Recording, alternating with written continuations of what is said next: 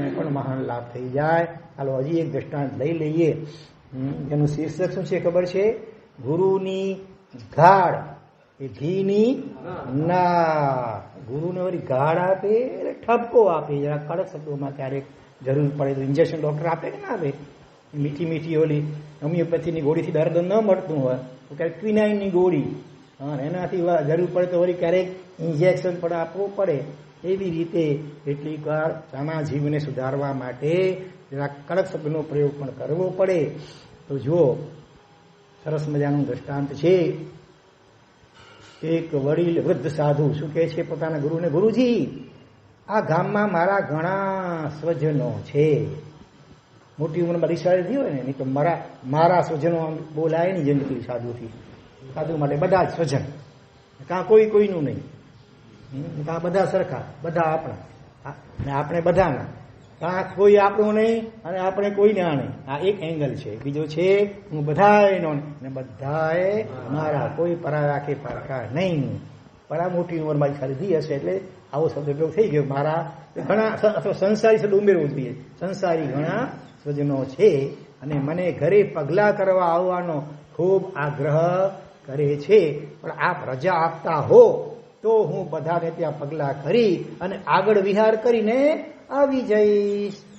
આ 4 વર્ષના દીક્ષા પર્યાયવાળા અમારા મહાત્મા, કેટલા 4-5 કેટલા થયા? 4 વર્ષના દીક્ષા પર્યાયવાળા વૃદ્ધ સાધુએ સાંજના 5 વાગ્યાના સમયે પોતાના ગુરુને વિનંતી કરી. એક બાજુ વિહારનો ટાઈમ, સાંજનો વિહાર પણ નથી થયેલો હતો અને કુદરતી એ વખતે એમને વિનંતી કરી. એ હતું બનાસકાંઠાનું ગામ જેનું નામ હતું ગઢ. આપણે ગઢશીશા છે ને, બનાસકાંઠા, એટલે બનાસ નદીને કાંઠે બનાસકાંઠા વિભાગ, ત્યાંનું ગઢ નામનું ગામ. 30-35 સાધુઓનું એ ગ્રુપ સાંજે વિહાર કરી રસ્તામાં રાત રોકાઈ અને સવારે પાલનપુર પહોંચવાનું હતું. એટલે બધા સાધુઓ વિહારની તૈયારી કરતા હતા. હવે એ ગુરુ સંયમના ખૂબ આગ્રહી હતા, ચુસ્તપણે બધું પાલન કરાવે. સાંજે વિહાર હોય તો પણ અજવાળામાં જ સ્થાને પહોંચી જવાય તો સારું. સૂર્યાસ્ત પછીની અંધારેની અજવાળામાં જ સામે ગામ પહોંચી જવાય, એવું તેઓ દ્રઢપણે માનતા હતા અને પાડતા હતા. એટલે વૃદ્ધ સાધુની સ્વજનોને ત્યાં પગલાં કરવાની વાત એમને ગમી તો નહીં, છતાં સ્વજનો અને સાધુની પ્રસન્નતા ખાતર એમણે હા પાડી. એ તો માઠું લાગી જાય ઘણી વાર, આપણે છદમસ છીએ ને, સાધુને માઠું લાગી જાય અથવા સંસારી સંબંધીઓને માઠું લાગી જાય કે લે કેવા છે આચાર્ય મારાથી ગુરુ મારે એટલી રજા ના આપી. એટલે ક્યારેક અનુસરવું પડે. તમને પણ ઘણી વાર ઈચ્છા ન હોય તમારા સંતોનો વિષયમાં કેવી, તો એની વાત માનવી પડે કે ન માનવી પડે ઘણી વાર. તો અહીંયા હા પાડી, પણ સાથે પોતાના સુયોગ્ય યુવાન પીઢ શિષ્યને આદેશ કર્યો કે તું આ વૃદ્ધ સાધુની સાથે જ રહેજે અને જલ્દી બધે પગલાં કરાવી આગળના સ્થાને આવી જજે, જોજે મોડું ન થાય. તપાગચમાં પોતાના શિષ્યને એક વચનથી બોલાવવાનો પણ મોટે ભાગે વ્યવહાર હોય છે. આપણી અંદર અસલ ગચ્છની અંદર આપણા સાહેબજી આજનો દીક્ષિત, ભલે 8 વર્ષની ઉંમરનો બાળ સાધુ હોય ને, બાળ સાધુ કે બાળ સાધુજી પણ હોય તો એ પણ એક વચનનો શબ્દો પ્યારે જ નતા તમે કહીને જ બોલાવે કે આ સંયમનું બહુમાન છે. એટલે એ રીતે તમે દીક્ષાથી થોડી વાર પહેલા ભલે એક પછીથી બોલાવ્યું જાય સુધી ગ્રસ્તપણામાં હોય, જેવું સાધુનો વેશ આવી ગયો એટલે પછી તમે કહીને જ બોલાવે, હુંકારે બોલાતા નહીં. તપાગત ભલે આ એંગલ દરેક છે, બંને કોઈ ખરાબ ખોટું છે એવું નહીં. તો આ રીતે એમણે શિષ્ય પોતાનો હતો એમને કહ્યું અને સુવિનીત શિષ્યએ એ વાત સ્વીકારી લીધી. ભલે સાહેબ ગુરુજી જલ્દી આવી જાય સમયસર. ગુરુ અને બાકીના સાધુઓ વિહાર કરીને સૂર્યાસ્ત સમયે જ સામેના સ્થાને પહોંચી ગયા. વસ્તી જોવી, વંદનાદી કરવા વગેરે પ્રવૃત્તિ પણ થઈ ગઈ. વસ્તી જોવી એટલે રોજ ઔષધવાળાને ખબર હોય, હા, પ્રતિક્રમણ સાંજના પહેલા આપણે શું કરીશું, આ માંડલા કરીએ છીએ ને, પણ એનો ભાવાર્થ ખબર નહીં હોય કે શું આ શું વિધિ હોય. આમ કરવાનું, પછી વળી આમ કરવાનું, પછી વળી આ પાછા આમ કરવાનું, પછી આમ કરવાનું. ખબર છે રસીભાઈને ખબર છે કે નથી ખબર? નરેન્દ્રભાઈને ખબર છે? હે? આ બાજુ કેટલાને ખબર છે? ખબર છે? બોલો નરેન્દ્રભાઈ, બોલો. હા, રાત્રિના સમયે શરીર છે ભાઈ, ક્યારે ગમે ત્યારે ઓછી લઘુ નીતિ કે વડી નીતિ પણ કદાચ શરીરના કારણે જવું પડે એવી સ્થિતિ સર્જાય તો જીવ વિરાગના ન થાય અથવા ઓછી એ માટે આગલા દિવસે સૂર્યાસ્તથી પહેલા જવાળું હોય ત્યારે જ 3 પ્રકારની ભૂમિ, 3 તો વધારે છે આમ તો. એક તો લઘુ નીતિ માટેની એ પણ 3 પ્રકારે, આસનને, મધ્યે અને દૂરે. આસનને એટલે નજીકમાં, બહુ ઉતાવળી અર્જન્ટ કોલ આવ્યો હોય ત્યારે, બહુ લાંબી જઈ શકાય એવું ન હોય તો નજીકમાં પણ જોઈ લેવાય. પછી મધ્યે એટલે મધ્યમાં, અને દૂરે એટલે થોડી દૂર, કોઈ વિશિષ્ટ કારણ ન હોય અથવા નજીકમાં વસ્તી અવર જવર પણ ચાલુ હોય એવું કંઈ હોય તો નજીકમાં ન જતા જ્યાં કોઈની દ્રષ્ટિ પણ ન પડે હકીકતમાં એવી રીતે એ લઘુ નીતિ કે વડી નીતિનું વિસર્જન કરવું જોઈએ. આસનને, મધ્યે અને દૂરે. એમાં પાછું ઉચ્ચારે પાસવણે અને પાસવણે. ઉચ્ચારે પાસવણે એટલે એકી ને બેકી બંને ભેગે. પાસવણ એટલે પ્રસરવણ, પ્રસરણ એટલે લઘુ નીતિ પેશાબ, અને ઉચ્ચારે એટલે સડીલ પણ સાથે. ઉચ્ચારે પાસવણેના પણ આવે અને ક્યારેક ખાલી માત્ર જવાનું હોય તો ખાલી પાસવણેની પણ ભૂમિઓ. એવી રીતે દરેક સડીલ માટે પણ અલગ ભૂમિ જોવી જોઈએ. ઘણી ઠેકાણે શું હોય, કીડીઓના રાફડા પડ્યા હોય, આપણને ખ્યાલ જોયું ન હોય સાંજના, અને ત્યાં જ અંધારામાં પઠવાનું થાય તો ઘણા બધા જીવોની વિરાધનાનો દોષ લાગે. એટલા માટે પૂર્વના મહામુનિવરો તો મહિનાના ઉપવાસ કરી નાખતા, પાણીનો ઉપયોગ પણ બહુ ઓછામાં ઓછો તો 24 કરી નાખે, એટલે બનતા સુધી જરૂર ન પડે. આપણા વર્તમાનના નબળા સમજણ, નબળા મનોબળ, એટલે એટલું કરી શકાતું નથી. તો નાની ભગવંતોએ કેટલી આપણી કાળજી રાખી છે, ક્યાંય આપણા કર્મબંધન ન થાય. સ્વ અને પરના રક્ષાને માટે આ રીતે સાંજે સૂર્યાસ્ત પહેલા કે એના આસપાસનો સમય અજવાળું હોય ત્યારે લઘુ નીતિ, વડી નીતિ પઠવા માટે નજીકની, મધ્યમની ને દૂરની, એ રીતે બધી ભૂમિઓ જોવા. અને પ્રમાણ જોવાની વાત છે, જોવા દ્રષ્ટિથી જોઈ લેવું. અને દંડાસણ મોટું આવે છે, દંડાસણ, એનાથી આમ થોડું પ્રમાર્જન કરી લેવાની વાત પણ છે પાછી. તો એ રીતે તો અત્યારે જોવા જાય છે અમારા મહાત્માઓ સાંજના, તો પછી એની એક પ્રતીક તરીકે આ વિધિ આ કરીએ એટલે ખ્યાલ આવે કે નહીં તો વિધિ હોય જ નહીં તો પછી ખબર જ નહીં પડે કે શું હતું આ. એને બદલે આમ ભલે ભાવાર્થ શરૂઆતમાં ખ્યાલ ન પણ હોય, પણ આમ રોજ જો થતું હોય તો કોકને પૂછવાનું મન થાય કે સાહેબ આ શા માટે કરવાનું હોય છે. એટલા માટે એ ક્રિયાઓના ખોખું જેને કે માળખું એ પણ ટકી રહે એ પણ જરૂરી છે, પણ એની સાથે સાથે એનો ભાવાર્થ, એની પાછળનો હેતુ, આશય, કારણ એ વગેરે પણ સમજવા માટે હંમેશા તત્પર રહેવું જોઈએ. તો અહીંયા આ સાધુ ભગવાન તો આગળ પહોંચી ગયા, વસ્તી જોઈ લીધી. કોઈ પણ જો નાણ મંડાય દીક્ષાની હોય, ચાહે ચોથા વ્રત કે 12 વ્રતની નાણ મંડાતી હોય, કોઈ તપના ઉચ્ચારની નાણ મંડાતી હોય, સૌથી પહેલા આ 2 આદેશ વિચારણ સંદેશ ભગવાન વસ્તી પવેવું પ્રવેનું આપને જણાવું. હું વસ્તી જોવા ગયો હતો પણ ત્યાં શું પહોંચી શક્યો આપને હું જણાવું. ગુરુ કે પવે એટલે જણાવું ભલે. પછી કે ભગવાન શુદ્ધા વસઈ, ભગવાન વસ્તી શુદ્ધ છે. જો આજુબાજુમાં 100 ડગલાની અંદર પંચેન્દ્રિય મનુષ્ય અથવા તો પશુ પક્ષી એના હાડકા પડેલા હોય તો એ ક્રિયા ચાલે નહીં. એનું નિવારણ થાય, દૂર નિકાલ થાય, પછી જ ક્રિયા આગળ વધે. ત્યાં સુધી શાસ્ત્રનો સ્વાધ્યાય પણ કલ્પે નહીં, અસજ્જાય લાગે. અથવા લોહી વગેરે છાંટા પડ્યા આવ્યો. અત્યારે જો અહીંયા અત્યારે પુત્ર પુત્રી છે, કેટલા દિવસથી પાછલો ભાગ એકદમ સડી ગયેલો, રસીઓ નીકળતી હોય છે.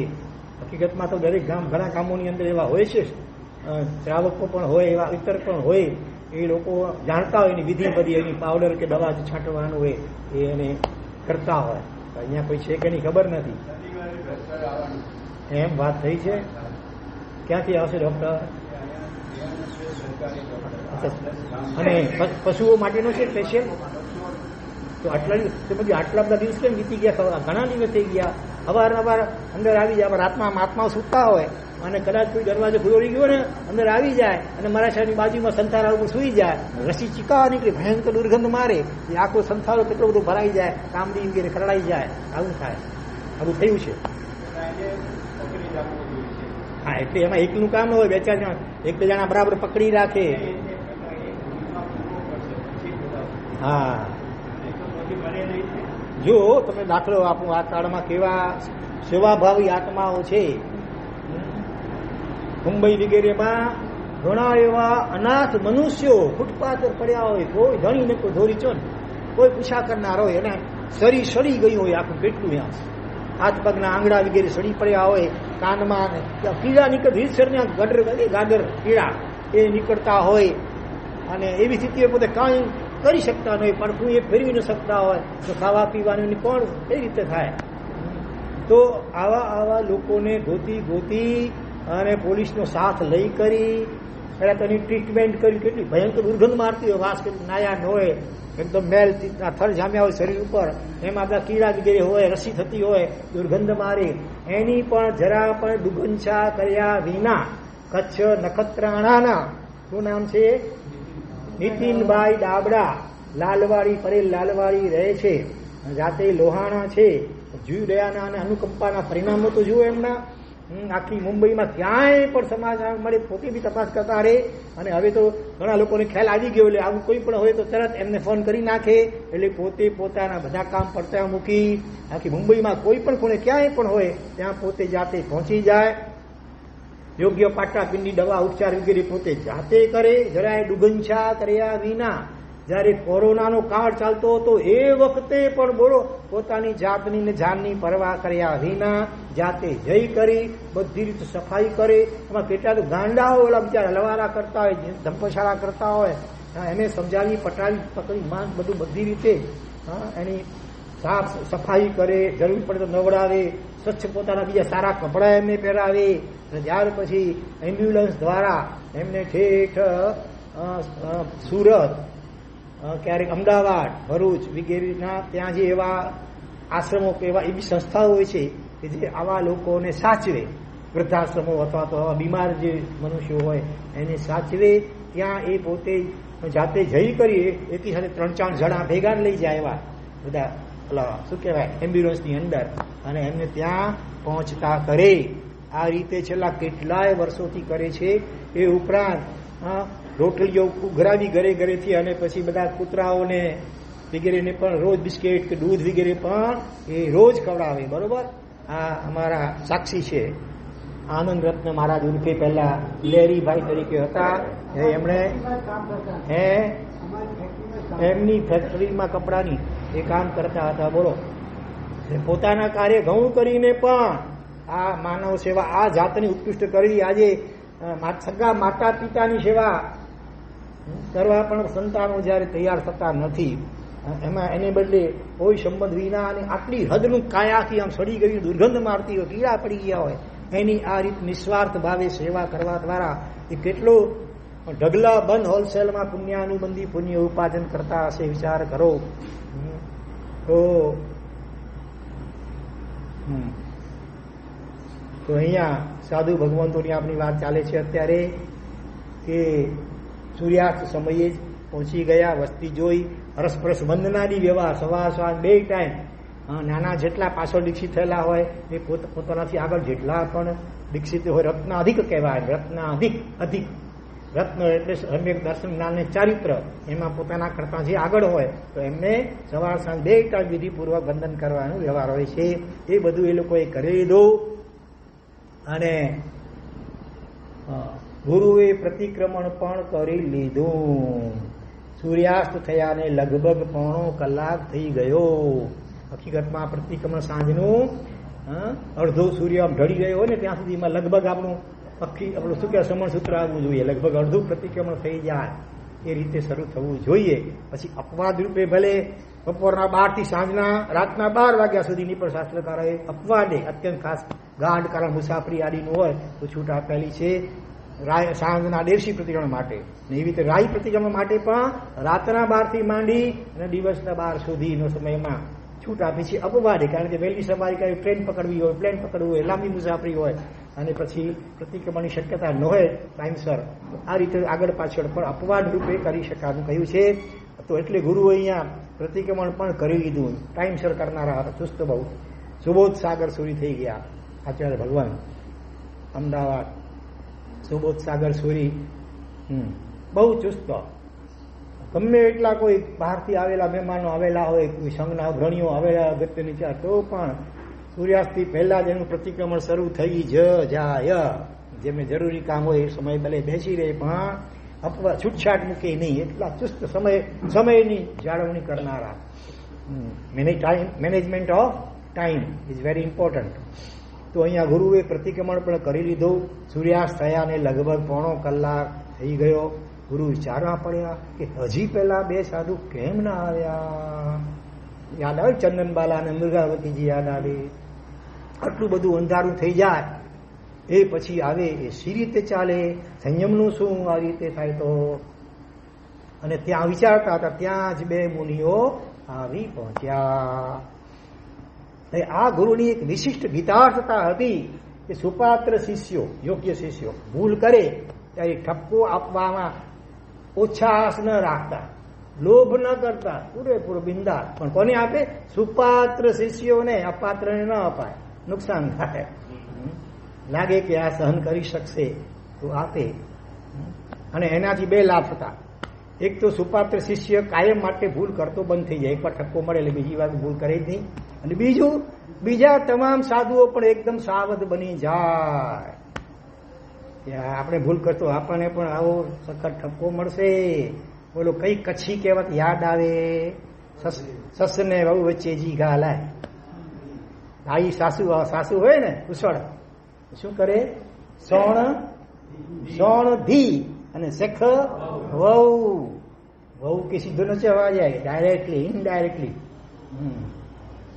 એટલે વહુ ભૂલ કરે તો સબસે ભલી ચૂપ મનિયા ભલી માટ.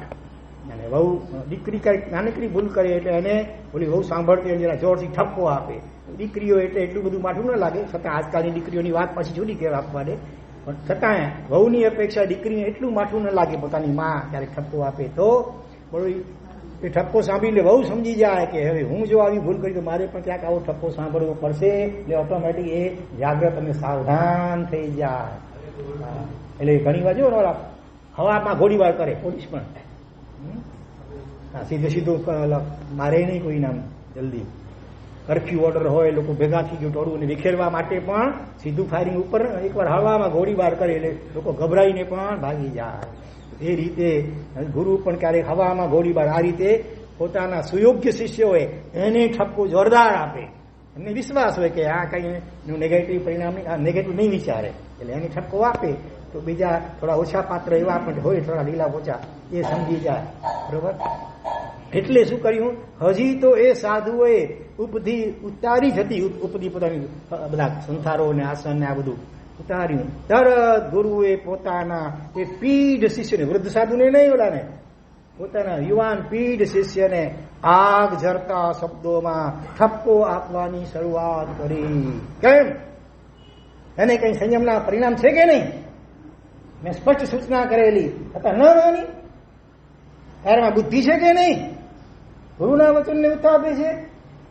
આટલા મોડા આવું એ કઈ સાધુતા છે? બિચારા આ વૃદ્ધ મુનિ તો નવા છે, એ શું કરે? પણ તને કઈ સમજણ જ નથી. સાધકો સાથે ગપ્પા મારવાનો તને શોખ લાગે છે. હા, કેટલા 5-6 વાક્યો સંભળાવે, એક વાક્યમાં પતાવ્યું નહીં, શોર્ટમાં. 35 સાધુઓ તો સ્તબ્ધ થઈ ગયા સાંભળીને. હા, આપણે પોતાની જાતને મૂકી ક્ષણવાર માટે આપણે ઓલા સાધુની જગ્યાએ હોઈએ, શું આપણું રિએક્શન હોય? મનમાં શું કેવી ગળમથલો ચાલે, એવા કેવા વિકલ્પોની હારમાળા ચાલે. આપણે હવે આ ગ્રુપ ન જોઈએ, આ ગુરુ ન જોઈએ, આવી જાય ને. આ તો ઘર ભેગા થઈ જાય, પણ દીક્ષા જ નથી, ખબર નહીં આવું હશે. પહેલા તો મારા મીઠું મીઠું બોલતા હતા ને હવે આવું કડક કડક સંભળાવે છે, કેમ ચાલે? આવું કંઈક આપણે આવા ગોટા વાળીએ. પણ જો અહીંયા શું કરે છે, બધાને થયું કે એ પીઢ મુનિને ખોટું લાગ્યું હશે. બધા સાધુઓની વચ્ચે એકાંતમાં નહીં પાછું. હા, આ રીતે સખત ઠપકો મળે કોણ સહન કરી શકે? એટલે ગ્રુપના 2-4 મુનિઓએ નિર્ણય કર્યો કે સવારે વિહારમાં એ પીઢ સાધુને આપણે આશ્વાસન માઠું નહીં લગાડતા, થાય ગુરુ મારા છે કે આવું કંઈક. એટલે સવારે પ્રકાશમાં અંધારામની પણ પ્રકાશમાં વિહાર શરૂ થયો. 3-4 સાધુઓ એ પીઢ સાધુની સાથે જ વિહારમાં જવા લાગ્યા. પણ તેઓ હજી કાંઈ બોલે, શિખામણ આપે, આશ્વાસન આપે એ પહેલા તો એ પીઢ સાધુના મુખમાંથી ખાલી જગ્યાનો વરસાદ શરૂ થયો. 3 અક્ષર બોલો, શું હશે? પહેલું અક્ષર અ છે. અ બોલો. ગાળોનો વરસાદ જામે ને.